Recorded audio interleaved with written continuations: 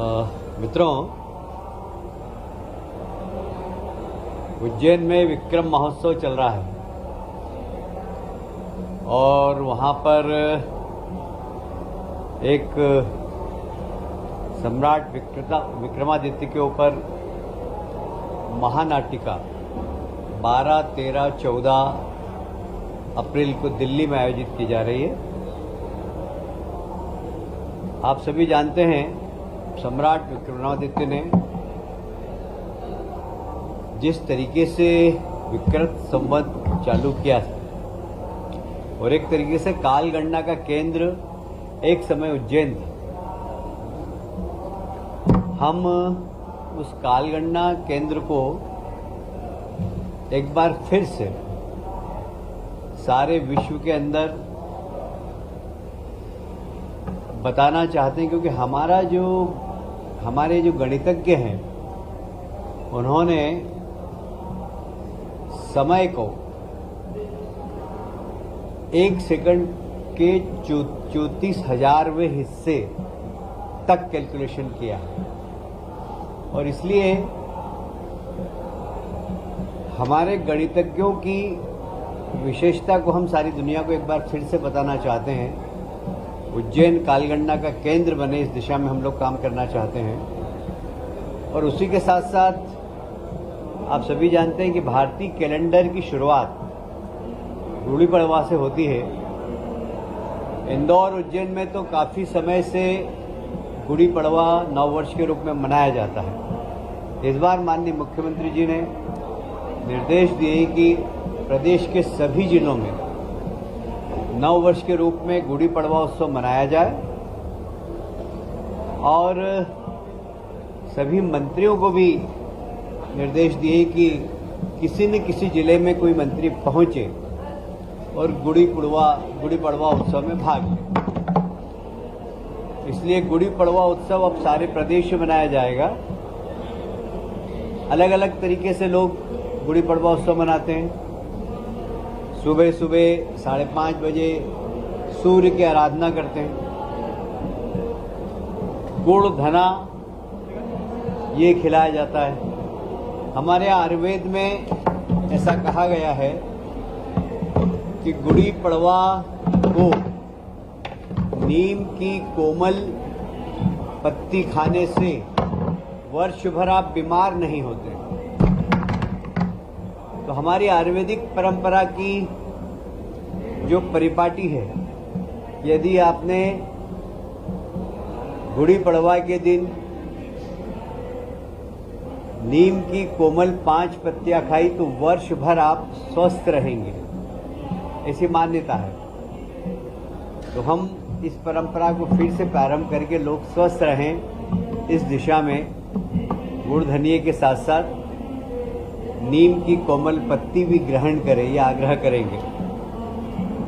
मुझे इस बात का बहुत गर्व है कि हमारे माननीय मुख्यमंत्री जी के बहुत सिंसियर प्रयास से जो GIS है वो अपनी सफलता की शुरुआत कर रहा है। और जैसा कि पहले बताया गया था कि सभी प्रमुख सचिव जिनके यहाँ MOU हुए हैं वो साप्ताहिक उसकी प्रगति का अध्ययन करें और रिपोर्ट माननीय मुख्य सचिव को दें। मुख्य सचिव हर महीने इसकी समीक्षा करेंगे अलग अलग विभाग से और 2 महीने में माननीय मुख्यमंत्री जी इसकी समीक्षा करेंगे। उसके परिणाम आना प्रारंभ हो गए। अभी 21 मार्च को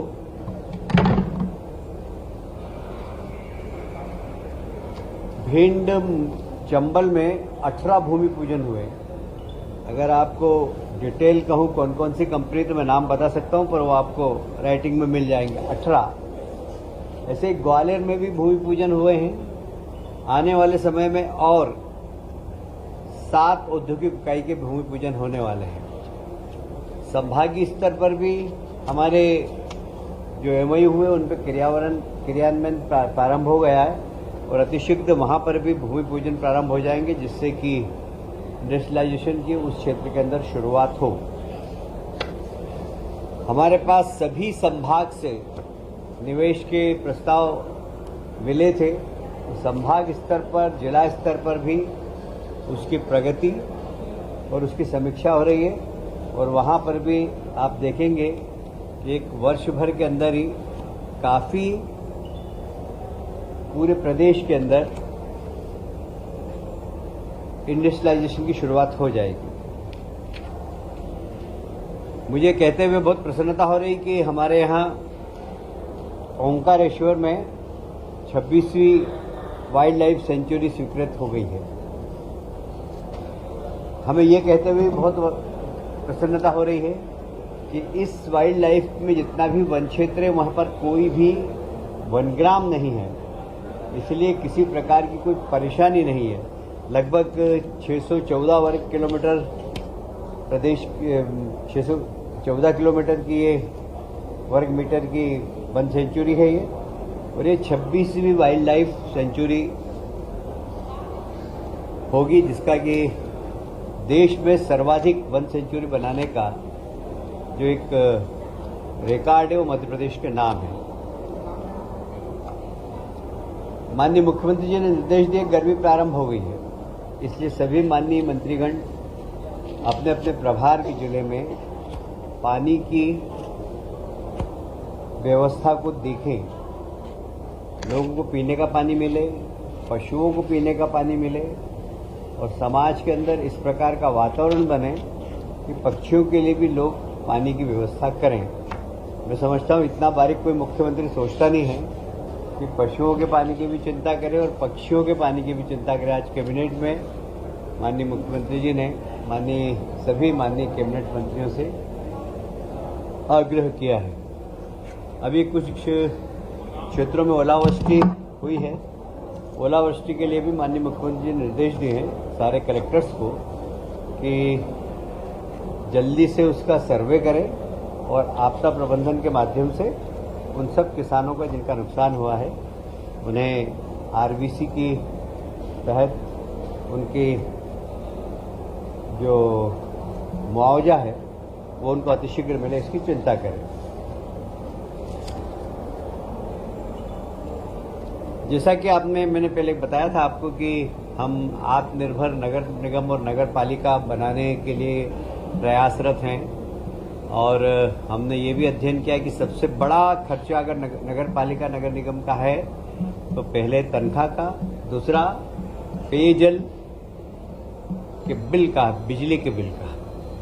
हमने उसको कम करने के लिए सोलर प्लांट प्रदेश में 4 बड़े लगाने का निर्णय लिया है, उस पर कार्रवाई चल रही है। उसी प्रकार से लोक स्वास्थ्य यांत्रिकी विभाग भी जितनी भी समूह जल योजना है उनके लिए भी अब सोलर प्लांट लगाने का आज कैबिनेट में उन्होंने अनुमति मांगी थी, जिससे कि जल योजनाएं बहुत भार नहीं आए, कम कीमत पर और उनको बिजली उपलब्ध हो सके।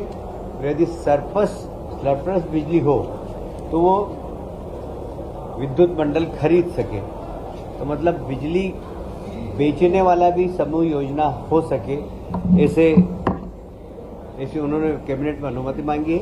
आज वो अनुमति उनको प्रदान कर दी गई है। एक बहुत ही अच्छा निर्णय और हुआ है। आप सभी जानते हैं कि हमारा जो खजुराहो है वो यूनेस्को में वर्ल्ड हेरिटेज की सूची में है। वहाँ पर होटल इंडस्ट्री और रुचि ले रही है क्योंकि वहाँ पर पर्यटकों की संख्या बढ़ती जा रही है। पिछले 3-4 वर्षों में वहाँ पर पर्यटकों की संख्या लगभग डबल हो गई है और इसलिए वहाँ अच्छी होटल्स और बने। वहाँ पहले से ही राजगढ़ कोठी ओबेरॉय ग्रुप के पास थी। ओबेरॉय ग्रुप आप जानते हैं कि देश का सबसे प्रतिष्ठित होटल व्यवसाय में से एक है। उन्होंने राजगढ़ कोठी को बिल्कुल हेरिटेज कोठी के रूप में, होटल के रूप में बनाया है, पर उन्होंने इससे लगी हुई जमीन 19 एकड़ की मांगी है, जहां वो वेलनेस सेंटर डालना चाहते हैं, एक वर्ल्ड क्लास फैसिलिटी देना चाहते हैं, जिससे कि खजुराहो और ज़्यादा आकर्षण का केंद्र बने। आज शासकीय मूल्य पर 19 एकड़ जमीन लगभग 19 एकड़ जमीन है वो ओबेरॉय समूह को देने का निर्णय लिया है। मैं समझता हूं कि भारतीय जनता पार्टी की सरकार मध्य प्रदेश की संवेदनशील सरकार है। कोई भी समस्या आए उसके पहले सोचना प्रारंभ कर देती है। आज की कैबिनेट में हमने माननीय मुख्यमंत्री जी ने जिस तरीके से आने वाले गर्मी उससे उत्पन्न हो सकती जो समस्याएं उसके ऊपर सबको सावधान रहने के निर्देश दिए हैं। इतना ही आज कैबिनेट में हुआ है। बाकी अगर आप कोई पूछना चाहें वैसे अब रखेंगे नाम तो बता देंगे। अभी तो ओंकारेश्वर है और ओंकारेश्वर से अच्छा नाम कोई हो नहीं सकता।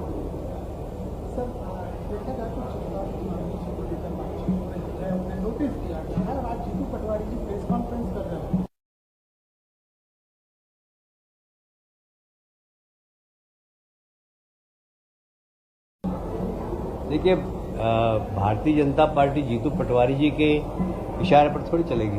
हमारी पार्टी, हमारी आइडियोलॉजी और हमारे नेताओं के निर्देशन पर चलेगी। जीतू पटवारी अभी इतने बड़े नेता नहीं हो गए, वो कोई महात्मा गांधी या पंडित दीनदयाल उपाध्याय, डॉक्टर श्यामा प्रसाद मुखर्जी नहीं हो गए कि हम उनसे सलाह लेके हमारी पार्टी चलाएं।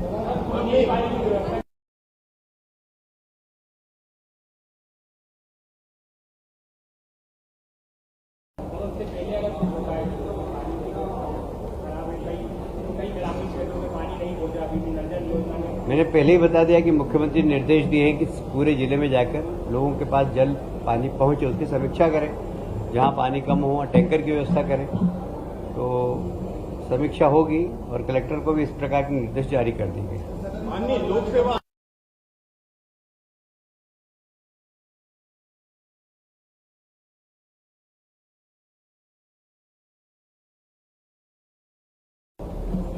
देखिए, इसके बारे में मैं अभी अपडेट नहीं हूं, इसलिए इस बारे में कोई जानकारी नहीं दे सकता।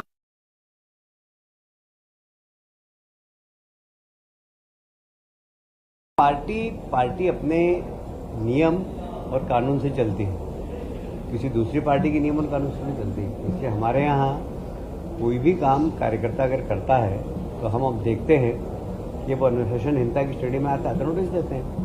अब इसमें बाकी दल को कोई प्रश्न उठाने का कोई सवाल ही नहीं है।